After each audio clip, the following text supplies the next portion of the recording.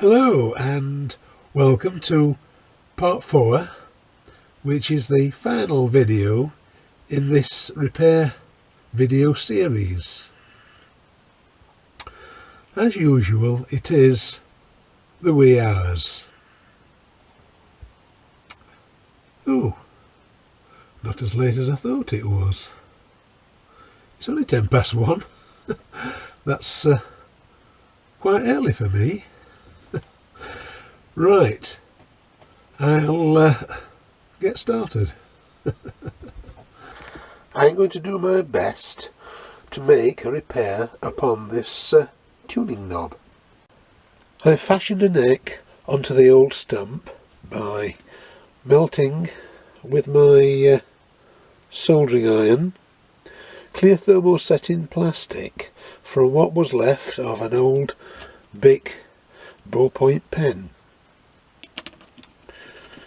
Yes, I know, it does lack finesse, but hopefully it will remain strong and serviceable. The tuning knob repair fits reasonably well on the tuning capacitor shaft, so I'll return the chassis to the cabinet and then we'll take a look. Here we go, chassis screwed back into the cabinet. It's not perfect by any stretch of one's imagination, but it certainly looks better than it did 4 days ago.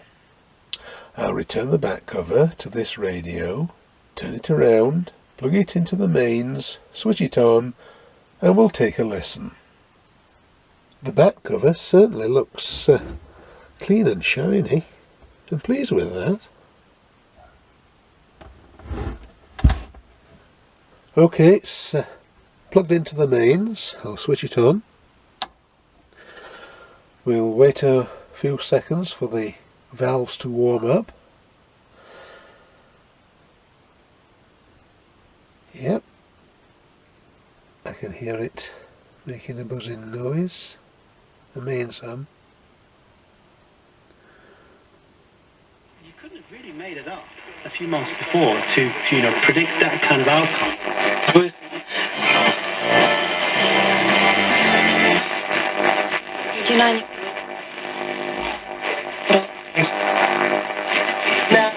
It's not enough. This feeling that everything's going to be okay, and you wonder, is this just a lie that we're telling ourselves here, or is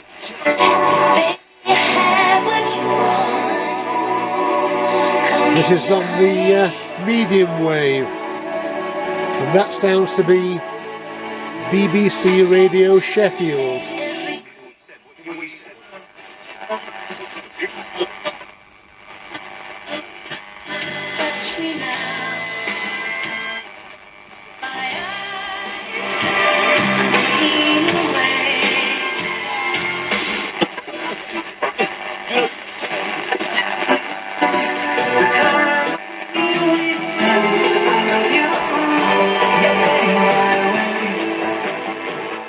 Certainly got a fair bit of volume.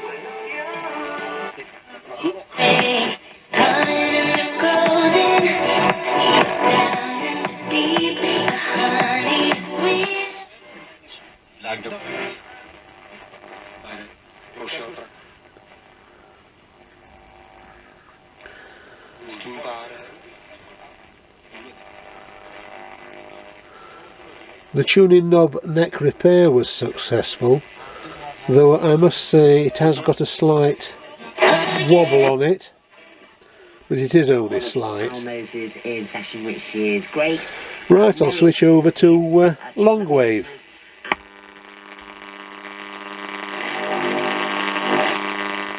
Dehumanising things to make it less attractive.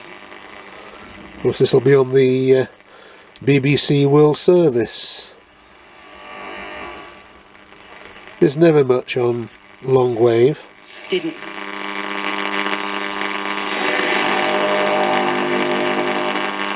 Even at this time of the morning.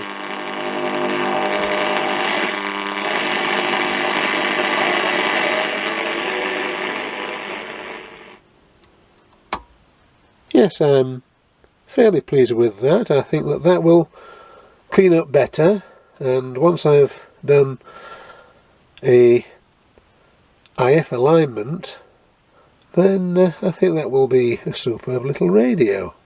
Yes, very pleased with that.